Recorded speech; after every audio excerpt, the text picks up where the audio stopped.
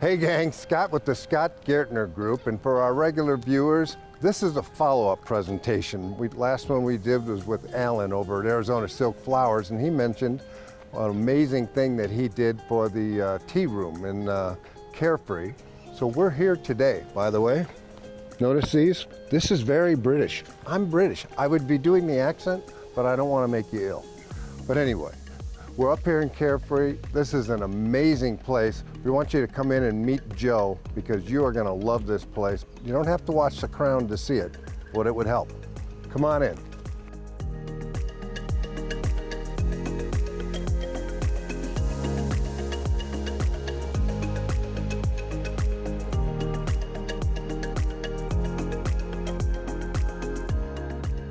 We are just outside the English Rose Tea Room in Carefree.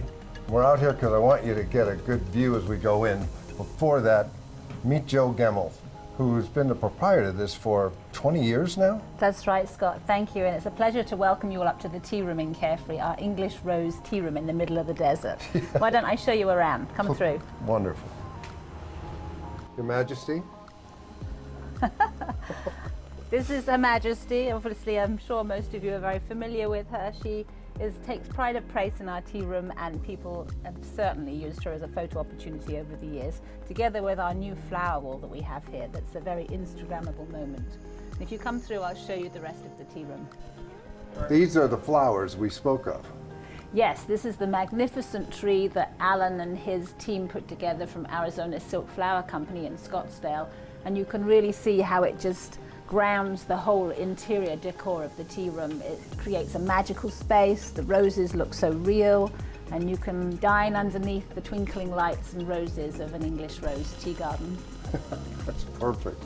And maybe we speak to that a little bit as we were talking earlier that this probably isn't Starbucks. This is more of a destination type of a thing. You probably wouldn't bring your laptop and sit down and have coffee in here. What kind of events how do people use this? It certainly isn't a Starbucks environment. There's certainly that sense that you're going to spend some time here. One of our taglines when we promote the business is relax and enjoy the utterly civilized pleasure of taking time for tea. So nice. It's all about really giving yourself that time to sit and calm down and enjoy the pleasures of tea and cucumber sandwiches and scones, but we also have a full lunch menu too, so you can have some meat and potatoes, cottage pie, quiche. But in terms of it feeling like you can bring all your work to the tea room and sit with a laptop and camp out for 2 or 3 hours, that's not the kind of environment really that's conducive to that, because there's a lot of people around you having baby showers, birthdays, celebrations, people in hats. So probably the average person wanting to be in and out and logging on is better off somewhere with free Wi-Fi.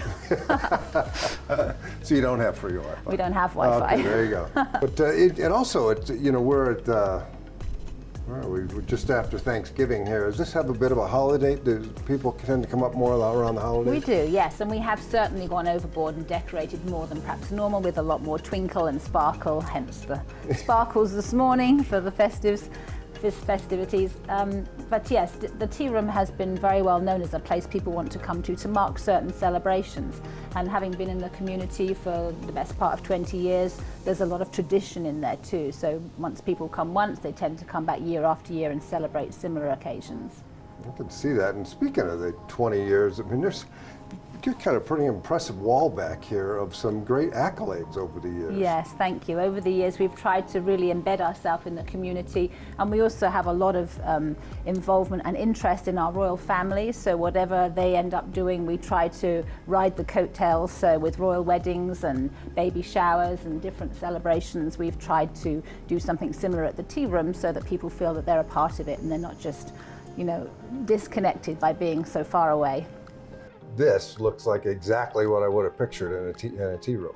Thank you. Yes, it's what we're known for. It's our formal afternoon tea with the cucumber sandwiches, smoked salmon sandwiches, chicken with tarragon. We have our homemade scones, an old Cornish recipe, in fact.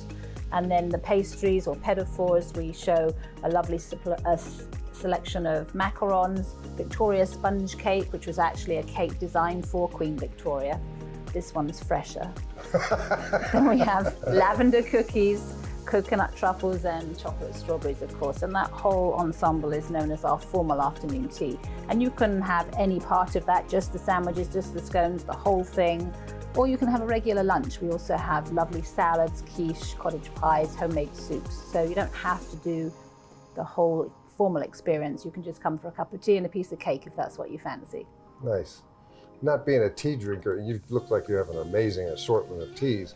Is there some more appropriate than others for different times of day or for this type?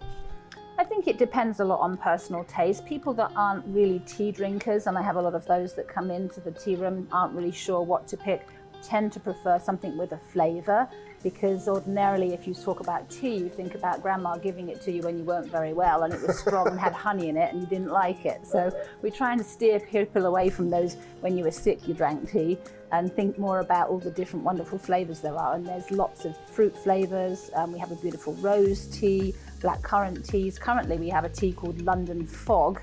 I'm not sure who decided what fog tasted like, but London Fog is like an Earl Grey, which is a black tea. It has a bergamot oil in it, and then it also has lavender and vanilla. So it really has some really wonderful round flavors that are very fragrant. And certainly if you're not a tea drinker, I push people towards something like that. And then you have the die-hard tea enthusiasts and the tea snobs that they only want their Darjeeling, they only want their Assam, they want a fine oolong. We can provide all of those too. So from the connoisseur down to me. Pretty much, yes. We have what we call builder's tea. In England, the British drink tea for any and every occasion, and often on building sites or construction sites, as you'd call them over here, you see all the workers, they stop at a certain point and they will have a cup of tea. And builder's tea is a good strong tea with lots of caffeine in it to keep you going through the day. Nice. And we have builder's tea too.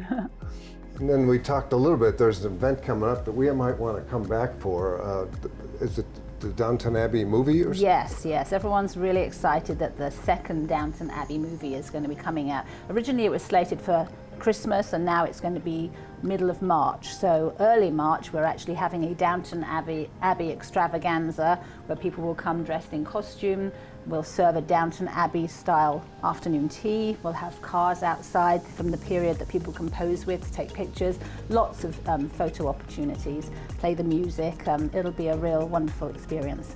And as Maggie Smith was very famous for saying, "What's a weekend?" because the rich and famous of that time didn't need a weekend because they didn't work anyway, so they didn't need 2 days off.